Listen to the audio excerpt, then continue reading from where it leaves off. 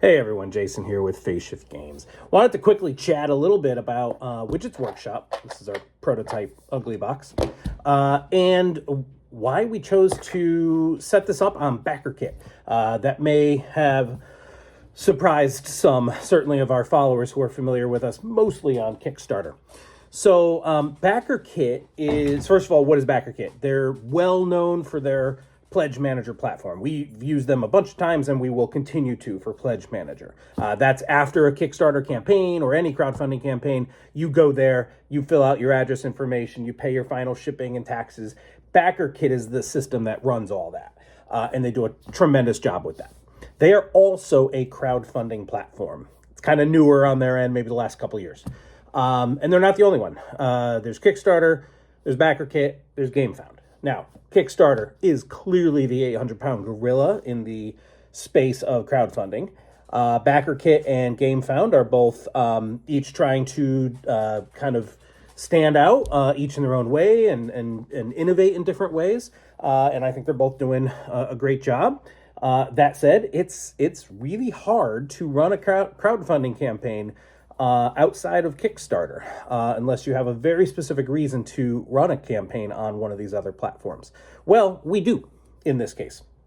Now, first of all, for those who followed us during Flutter, we first tried running Flutter on GameFound, the other crowdfunding platform. By the way, that's not the only three. There's also the Game Crafter has crowd sales, and there's probably others I don't even know about. So we did try running a campaign outside of Kickstarter, and we had reasons for doing so at the time. And it did not do well on GameFound. It was not the right place for it. We ended up canceling that campaign, came over to Kickstarter, relaunched it, and it did much better. Kickstarter just has a much bigger kind of built-in audience and name recognition. If we're trying to capture people who maybe aren't as familiar with crowdfunding, they're not in this industry like we are. They're not hardcore gamers, familiar with all these different concepts and platforms. You can imagine how Kickstarter is a name that they at least recognize, and it sounds legitimate. People understand it. People here, outside this industry hear something called BackerKit or GameFound. They're like, what's that? And I'm not going to get the game right away? Hell no, right? I can understand how people could have that reaction. So why would we choose to run something on BackerKit? Well, BackerKit, very cool company, is doing something very unique here. They're running a program called Pocketopia. In fact, they've run other Topia campaigns in the past. I think the previous one was Pintopia, and I think they did something around RPGs. I don't know, maybe it was called RPGtopia. I don't know. But Pocketopia is essentially a campaign that they're kicking off on March 13th. That's the date we're launching. There's a reason for that. And it's essentially a broad campaign with many publishers launching similar games, all on the same date, all ending on the same date, all with the theme of highly portable, small box games.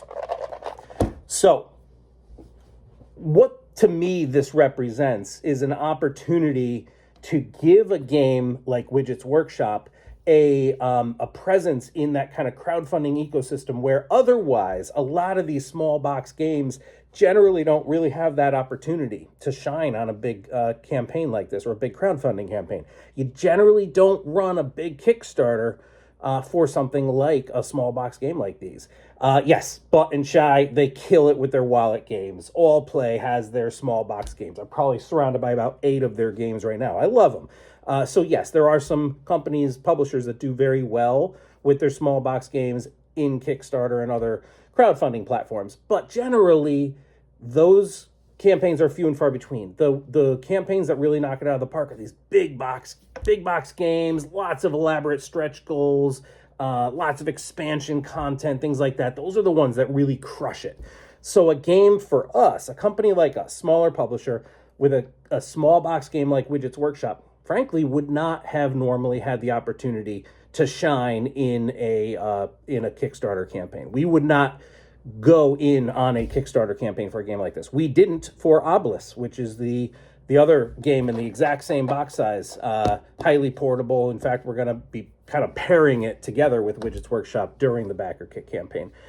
So anyway, that we're part of this Pocketopia, which to me is very exciting because they're going to promote this at a broad level. They want as many people coming to BackerKit as possible. They're trying to build their audience.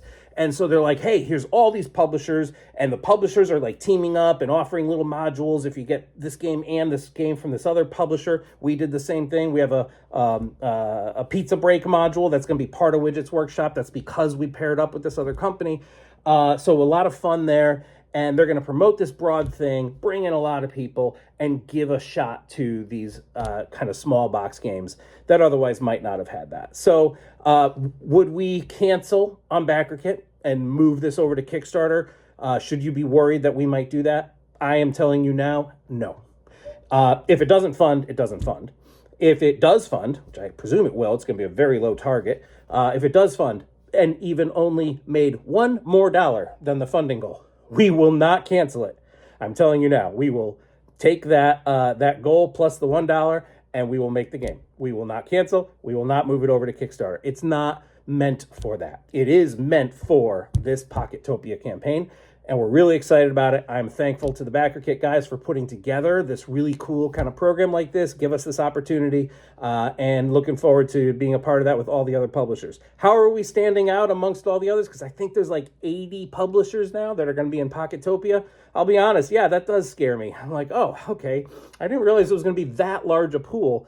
How do we distinguish ourselves there? Well, hopefully the game speaks for itself.